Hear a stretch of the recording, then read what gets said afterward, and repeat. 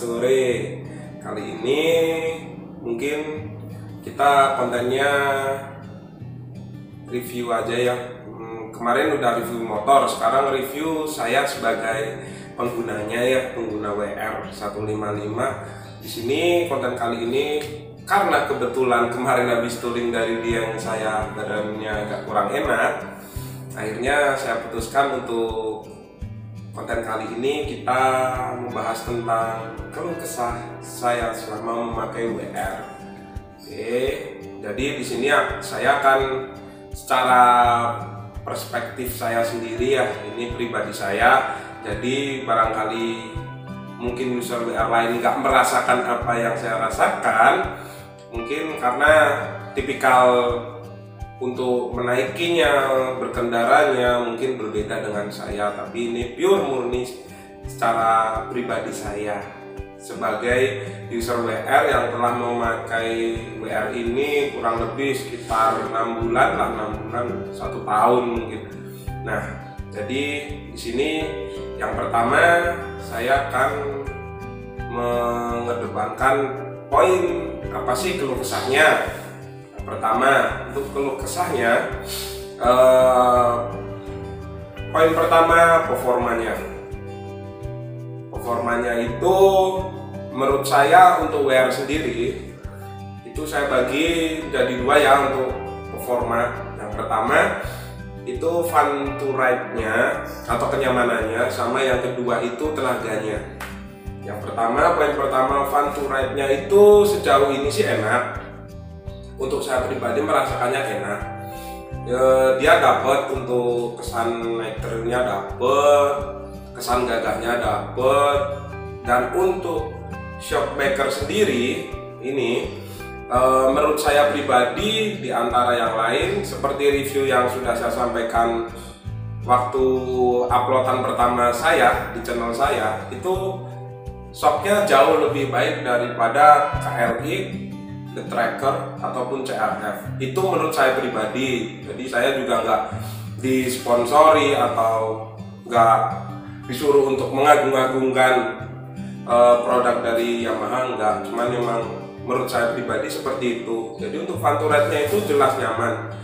Di samping itu juga mungkin kalian banyak yang sanksi, wah motor trail kok masih tele gitu ya. Yang lain kan udah pada USD sampai ke depannya. Nah, kenapa dia tele saya kurang tahu dari pihak Yamaha-nya. Cuman ini pengalaman pribadi saya juga ketika mau beli WR ini sempat sanksi juga sebenarnya. Sanksinya tuh iya juga ya, kayaknya kok agak kurang gitu. Tapi ternyata setelah saya naikin itu jauh lebih enak. Nggak tahu sih itu cuman feeling atau sugesti, nggak tahu. Cuman memang kenyataannya nggak seburuk yang kalian kira, walaupun di WR itu masih tele. Nah, itu juga menambah kesan fun to ride-nya. Jadi yang kelihatannya shockbreaker tele itu kaku, ini ternyata nggak juga kok. Yang poin kedua, ini masih dalam satu lingkup ya, performa. Yang poin kedua adalah untuk tenaganya. Tenaganya berulang kali saya kasih tahu, saya review ya kalau nggak salah. Itu juga tenaganya enak, memang enak. Kebetulan si WR ini juga dapat bawaan sistem, entahlah itu sistem atau apa, saya juga kurang tahu. Koreksi saya, komen kalau saya salah. Dia tuh dapat kelebihan tuh ada fitur FFA-nya kalau nggak salah. Jadi di RPM tertentu tuh dia jadi lebih kerasa tarikannya. Nah, di WR ini kalau nggak salah, karena kebetulan ECU saya sudah ganti ya, mungkin yang standar itu di RPM 6500 WR ini udah nyala FFA-nya. Nanti ada yang nanya, Bang itu kelihatannya gimana? Ada kok, di speedometernya ada. Di speedometernya nanti ketika kalian geber di atas, kalau sudah mencapai 6500 RPM, itu di speedometernya ada notifnya FFA aktif kalau nggak salah ya. Yang jelas yang kelihatan karena abjadnya besar sih FFA gitu speedometer. Nah, itu salah satu kelebihan juga dari kompetitor lain menurut saya. Jadi walaupun dia basicnya trail, tapi rekomen sih kalau mau dijadiin supermoto. Nah, kemudian masalah maintenance itu saya bagi juga menjadi dua. Yang pertama suku cadang, yang kedua untuk servis berkalanya. Oke, kebetulan sejauh ini selama saya 1 tahun pemakaian itu belum pernah ganti part, kecuali yang modif ya. Part asli dari WR nya itu belum pernah, seingat saya sih belum pernah. Dan untuk masalah suku cadang itu kalian tenang aja. Kenapa saya berani bilang begitu ke kalian, bosku? Karena gini, basicnya emang mesinnya dia itu sama dengan Vixen yang tipe R sama R15 itu sama. Jadi untuk spare partnya di Indonesia sendiri itu banyak. Jadi gak usah lah kalian khawatir nanti trail spare partnya mahal bla bla bla bla gitu. Nggak usah sih, soalnya untuk spare partnya yang ori maupun aftermarket itu banyak opsinya, termasuk juga untuk part-part modifnya itu juga sudah banyak. Jadi kalian tinggal sesuaikan budget saja. Jika mau modif, oh saya mau dimodif begini, sesuaikan budget dulu, siapkan budget, kumpulin, lalu beli. Banyak, tenang aja. Kemudian untuk servis berkala, nah ini mungkin agak tricky ya menurut saya, karena gini, saya pribadi sejauh ini dia kan dari baru dapat buku servis yang kalau semua pabrikan motor kan entah itu Honda, Suzuki, Yamaha, pasti kalau beli motor baru dapat gratis servis sama gratis oli. Nah, ini trikinya saya. Kebetulan karena saya itu ada temen mekanik, dia itu dulunya di Yamaha, cuman sekarang dia buka usaha sendiri, bengkel sendiri. Cuman dia sudah berlisensi dari Yamaha-nya memang, dan memang dia kebetulan waktu itu memegang sebagai kepala mekanik di Yamaha tersebut. Nah, akhirnya karena saya udah kenal baik sama beliau, untuk masalah servis dan lain-lain saya percayakan ke beliau. Nah, nanti ada yang tanya, Bang, emang nggak apa-apa gitu? Sejauh ini sebenarnya itu nggak masalah sih. Yang penting kalian punya mekanik kepercayaan. Jadi kalian tahu kinerjanya dia, tahu hasil garapannya dia, itu nggak masalah menurut saya. Tapi kalau kalian sebagai garis kerasnya dealer, kalau misalnya garis kerasnya dealer, ya silahkan, nggak apa-apa, karena memang direkomendasikan untuk pengguna motor itu lebih baiknya ke dealer resmi, karena itu mungkin ya bisa lebih dipantau. Untuk masalah pencatatan servis berkalanya juga lebih jelas. Kalau saya kan nggak bisa sedetail itu, cuman lebih enaknya saya emang seperti itu. Jadi untuk servisnya WR saya ini sendiri, saya percayakan ke mekanik yang saya percayakan itu. Jadi buat kalian juga nggak usah bingung untuk servis berkala. Kebetulan saya kan domisili Tegal. Nah, untuk di Tegal sendiri untuk dealer resmi Yamaha itu banyak sekali, dan kalian nggak usah khawatir lah untuk servis berkalanya. Oke, kita ke poin 3 yang terakhir, plus minusnya pakai ini tuh gimana. Nanti mungkin ini saya disclaimer dulu ya, kalau ini sesuai perspektif sendiri-sendiri, perspektif masing-masing ya. Untuk plusnya Untuk plusnya motor ini menurut saya ini nyamannya di hal tenaganya. Ini paling responsif, paling bertenaga, paling enak lah. Sangat rekomen menurut saya kalau misalnya kalian pengen punya motor trail tapi dijadikan supermoto. Ini sangat rekomen. Nah, yang plusnya kedua itu karena motor ini untuk suku cadang, untuk salas berkalanya, untuk servis, ralat servis berkalanya itu jauh lebih gampang ya.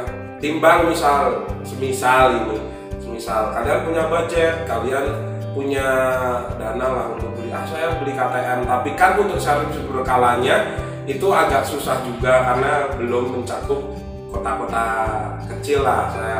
Saya anggap nggak mencakup semua, paling itu di kota-kota gede saja, KTM, Aprilia, Husky kalian yang garis kelas Husky mungkin itu. Nah, nanti ada yang bilang, bang nggak apa-apa dong kalau misalnya saya pingin KTM, saya kan punya duit gitu.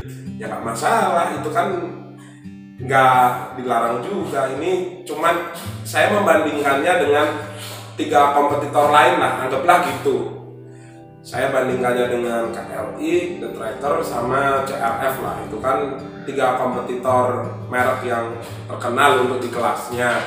Untuk kelas 150 lah, kan cuman pabrikan itu. Nah, itu salah satu plusnya lagi ya. Tadi servis berkala gampang, performanya enak, dan tenaganya juga mantap. Karena basicnya udah dapat FFA seperti tadi yang saya bicarakan. Lalu minusnya, nah ini untuk minus gak munafik sih, tetap sebagus apapun kalau untuk kendaraan, entah itu mobil, motor, semua kendaraan pasti ada plus ada minus. Menurut saya untuk minusnya itu, untuk saya pribadi ya, bisa ditanggulanginya gini. Kalian mungkin berpendapat, bang kan di review yang pertama bilang katanya berat. Iya, memang betul berat. Motor ini berat sekali kalau misalnya untuk pemula dan baru pertama kali megang motor jenis trail. Ini berat karena apa? Di review yang pertama saya kasih tahu untuk berat bersihnya 138. Nah, untuk KLX sendiri, ini KLX yang udah dari dulu ada di Indonesia, itu tuh dia dari zaman dulu sampai sekarang itu masih konsisten di berat sekitar 110. Nah, itu kan udah jelas jauh beda. Udah 28 kilo lah, ya kan, dari WR yang 138. Nah, itu bisa ditanggulanginya dengan kalian tuh sering-sering aja gunain motornya. Jangan takut jatuh atau apa. Ya, seapes-apesnya kalian kalau jatuh, kalau rangka trail sih so far so good ya, nggak kayak motor lainnya. Kalau rangka trail kan memang diciptain lebih kuat, lebih kokoh daripada motor lainnya. Nah, kalian biasain untuk memakai. Nanti lama-lama kalian, kalau yang nggak tinggi ya, anggaplah tingginya 165 seperti saya kebetulan tingginya 165. Nah, di tinggi segitu kan otomatis kita masih jinjit. Awalnya saya juga kagetnya dalam artian memang bener berat ya. Cuman karena dibiasain terus saya pakai, lama-lama jinjitnya kita tuh nggak kerasa. Dalam artian kita tuh udah kebiasaan memakai motor ini tuh dengan posisi jinjit di lampu merah itu nggak masalah. Untuk sejauh ini cara menanggulanginya sih seperti itu. Mungkin kalau kalian punya saran lain bisa komen di bawah nanti, bang cara ini lebih mudah, silahkan. Kalau saya pribadi dengan cara membiasakan naik motor ini, dibiasakan aja terus gitu. Nah, untuk minus yang kedua itu menurut saya tingginya. Ini juga tricky menurut saya.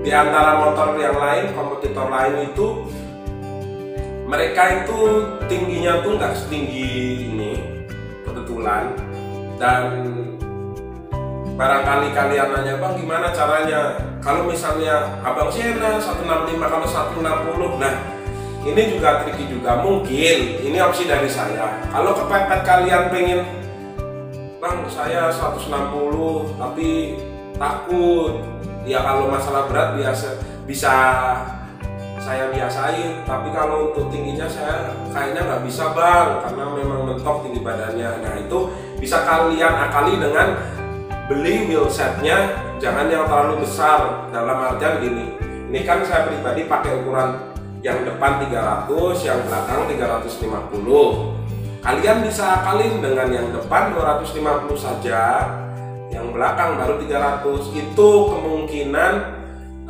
jauh lebih pendek, nanti lebih enak juga. Misalnya tinggi kalian nggak sampai 165, nanti bisa ditambah juga dengan kalian bisa beli pemendek WR. Itu sudah banyak di e-commerce, di online shop banyak, di Shopee, Tokped, Lazada sudah banyak. Dan kebetulan jika kalian domisilinya di Tegal, itu nggak tahu sih ya, ini setahu saya kalau di Shopee dan lain-lain di e-commerce lah, yang banyak jual kan malah justru orang sini. Jadi kalian bisa lebih enak barangkali punya kenalan orang Talang. Kebetulan yang saya sering lihat tuh orang Talang deh.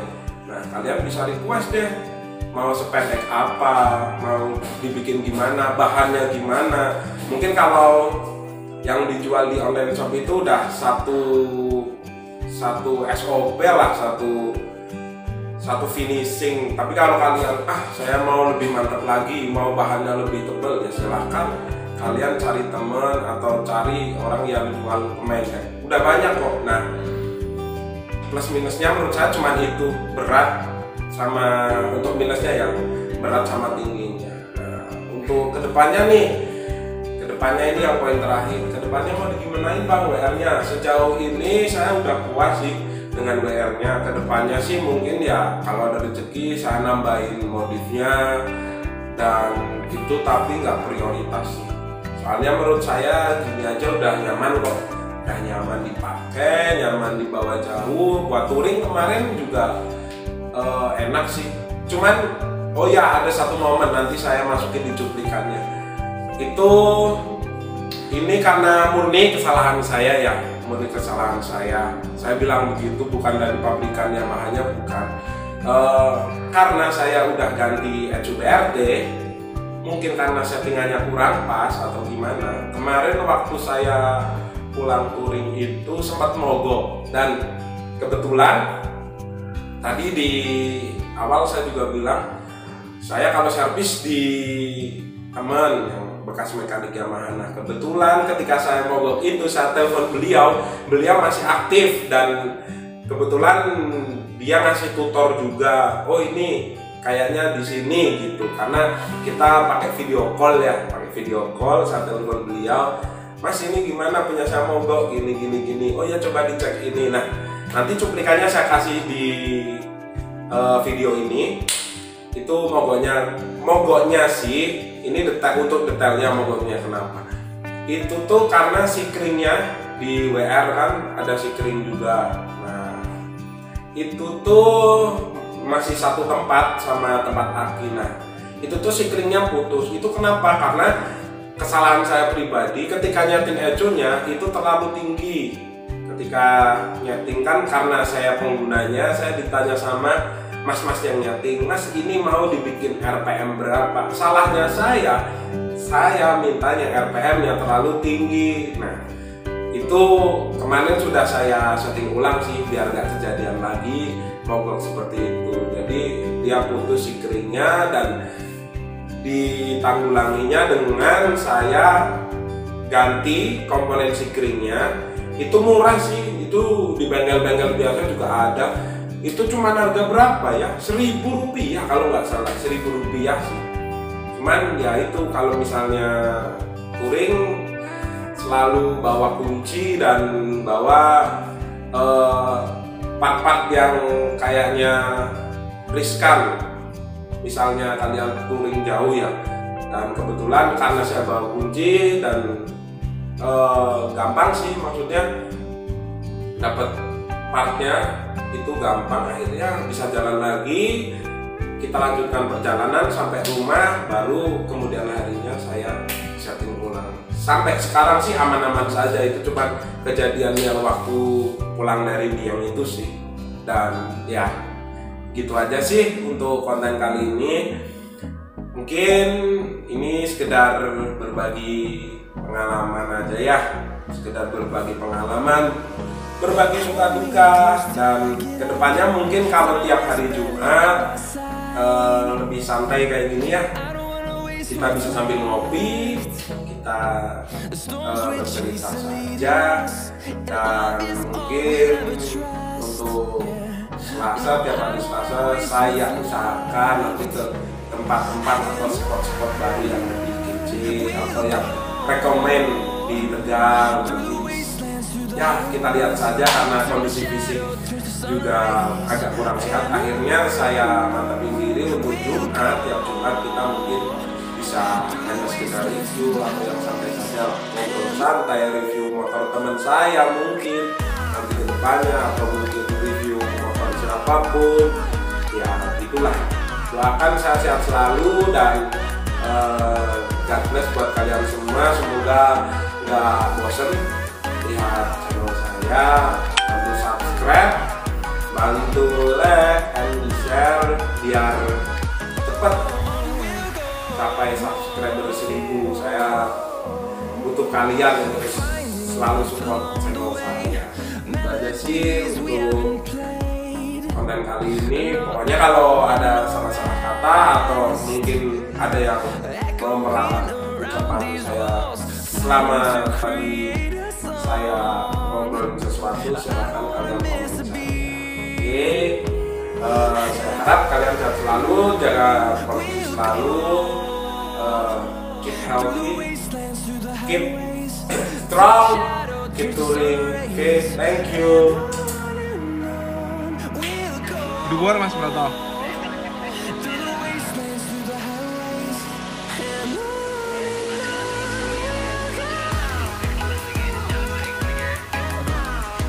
Saya